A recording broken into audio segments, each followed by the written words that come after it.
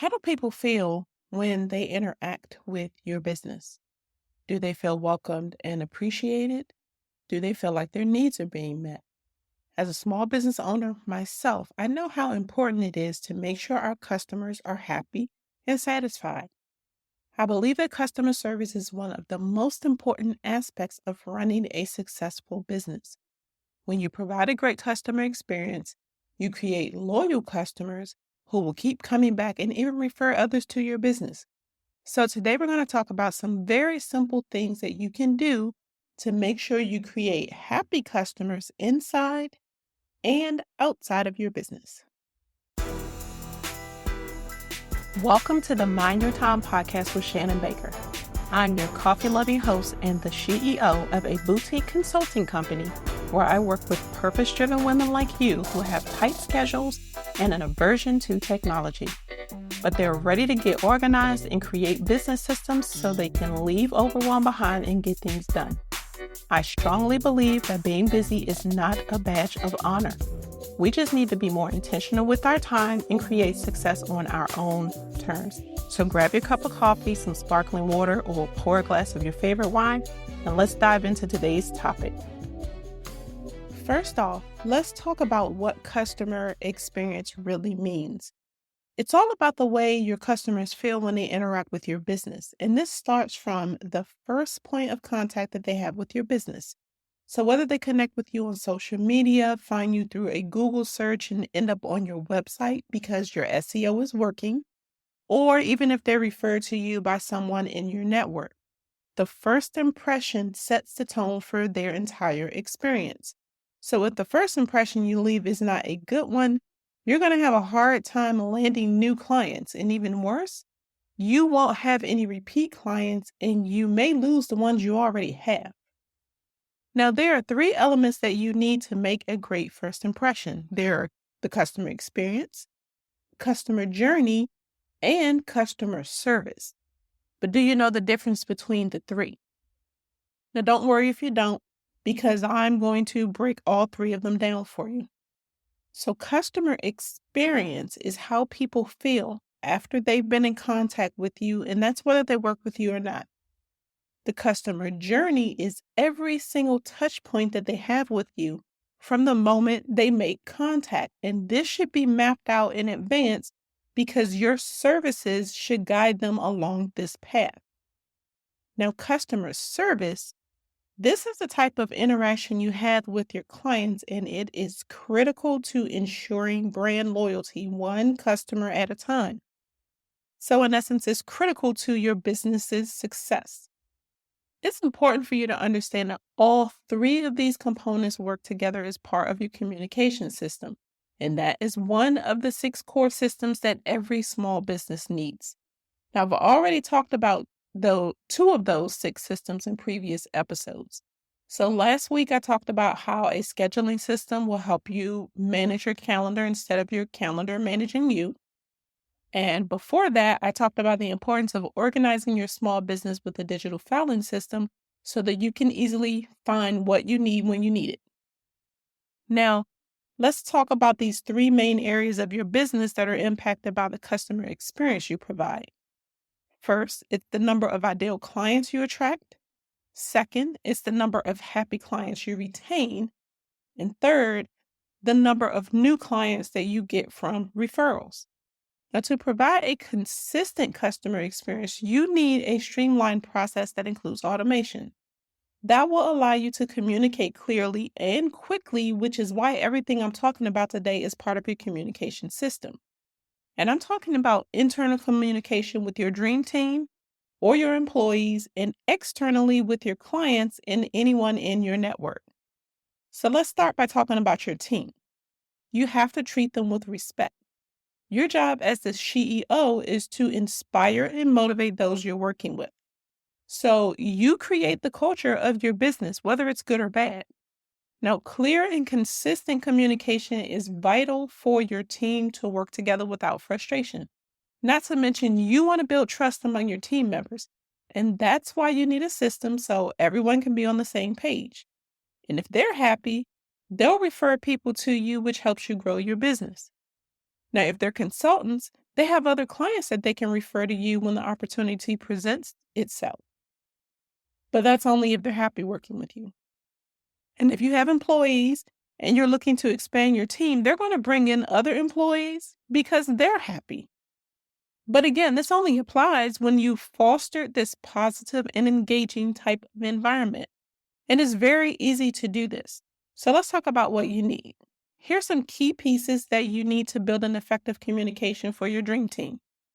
You need standard operating procedures so that everyone knows how to complete the task they're assigned, and that's how you want it completed.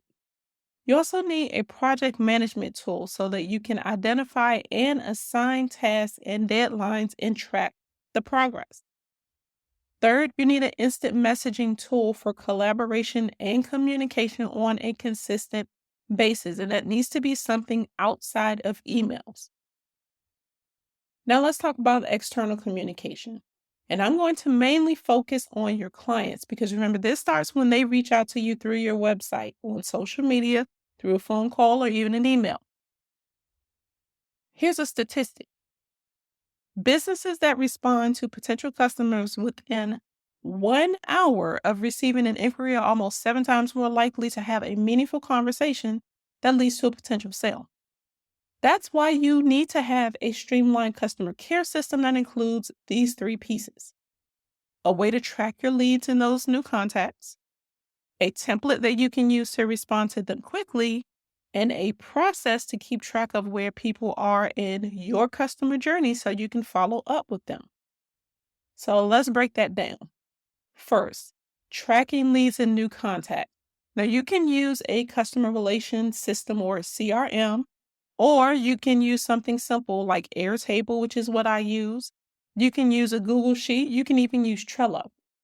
But it's very important that you use one if you want your leads to stop falling through the cracks. And this is one of the workflows that is already outlined inside of the Mighty Society membership because it's very important. But that workflow that I provide can be customized to fit every individual business. It just gives you a reference point so that you can create your own workflow, and it also identifies automations that you can implement to save you time and make sure that things are consistent. Now, in order for this all to work, you need the second piece, which is response templates. No matter which platform the first point of contact occurs, you can quickly customize a response template and send the response. And this can include links to your calendar so that they can schedule a call, or even links to useful resources like a podcast episode or maybe your free lead magnet. But guess what? There are also a number of response templates that you can customize inside of the Mighty Society membership. Are you getting the pattern here? I provide a lot of things inside of that membership to help you with your back office operations. But now let's talk about the third piece. You need a place to track where these leads are in their journey with you.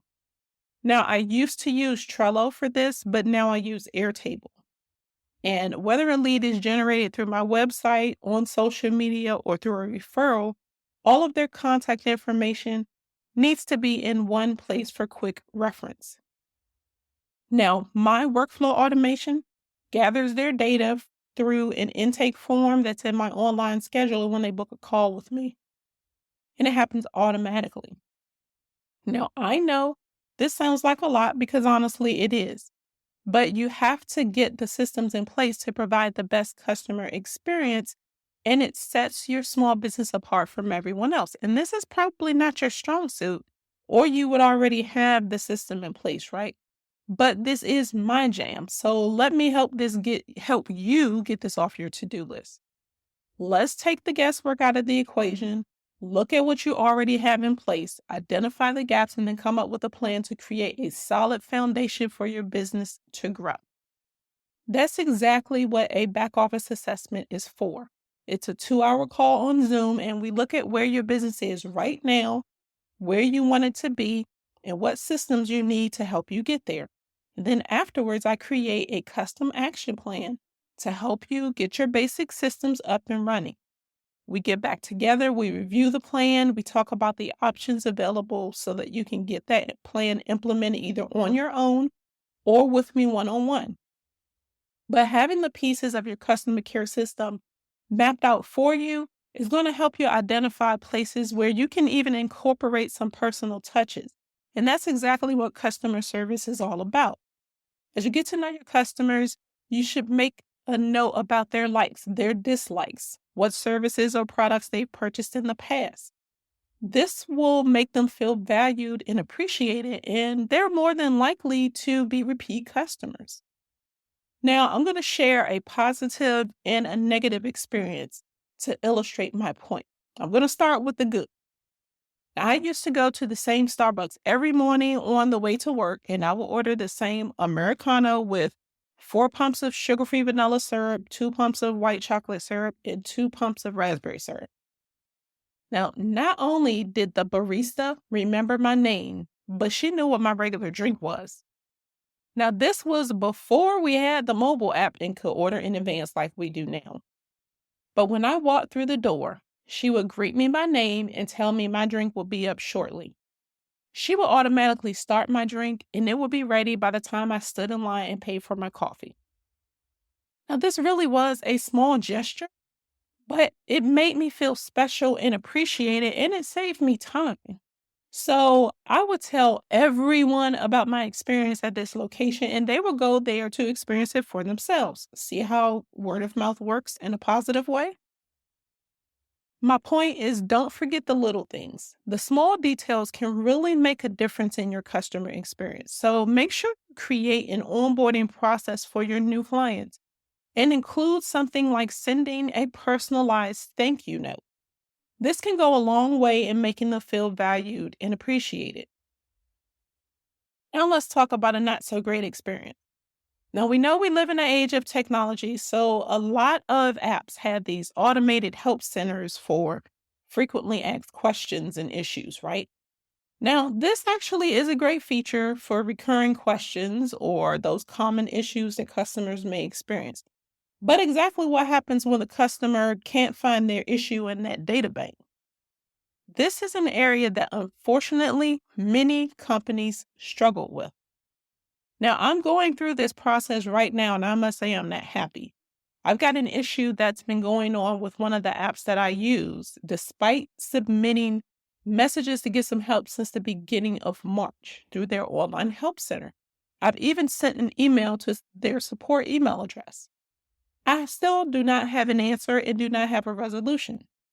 And not only is this irritating, but it has really changed my thoughts about this platform.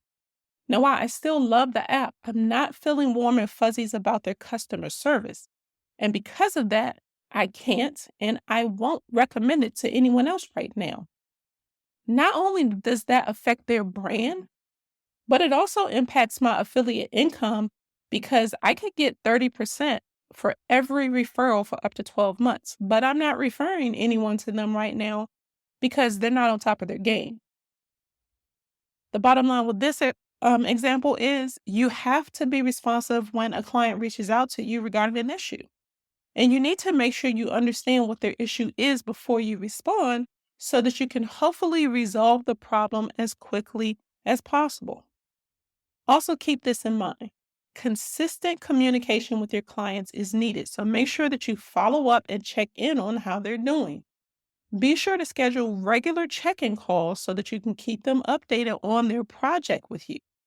This is also a great way to address any questions or concerns that they may have when they're small, and this keeps them from adding up to the point that they cancel their contract with you because they're frustrated.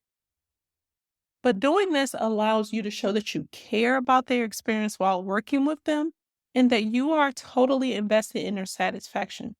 Not to mention, it provides the basis for you to ask for feedback, which can help you improve and grow your business. And if they're happy, they're going to be eager to give you a testimonial that you can use in your marketing. And then you have social proof, which strengthens your brand and helps your business grow. So there you have it. These are my tips for providing the best customer experience both inside and outside of your small business. Remember, customer experience is about creating a relationship with your customers and making them feel valued and heard. And when you do this, you create loyal customers who will stick with you for a long time, and they're going to bring others to the party. Now, I know with everything that's on your plate right now, you want to automate as much as possible. And more than likely, you may have tried to do this several times, but ended up overwhelmed with the process and you gave up. And I don't want that to happen again. So let me shorten the learning curve and the process for you. Book a back office assessment so that I can look at what you have and then map out the systems that you need to focus on first in your action plan. And take it from me, the customer care process is always among the priority systems. But that action plan can be implemented again with me, or you can self-implement with the resources inside of the Mighty Society membership. And if you choose to do that, you still get limited access to my strategic brain. It's just at a lower price point. So go to theshannonbaker.com/assessment for more information on that and book your chat with me today. Now, if you have questions about anything that I've mentioned in this episode, shoot me a DM on Instagram at @the_Shannon Baker or send me an email. But now is a great time for you to get some of your basic systems in place and get this done before summer so that you can take time off and not have to worry about your business still operating. So remember, go to theshannonbaker.com/assessment and get on my calendar today. And I look forward to seeing you back here next week. I just want to thank you for tuning in this week. I hope today's episode was helpful and I would love to hear your thoughts on it. So please feel free to DM me on Instagram at @the_Shannon Baker and let me know your thoughts. My goal is to help you enjoy your journey because I know it's not easy, but there is strength in numbers. If you have any topics or ideas you would like for me to talk about on the podcast in the future, please make sure you reach out and let me know as well. I cannot wait to hear from you. So until next time, keep calm and streamline.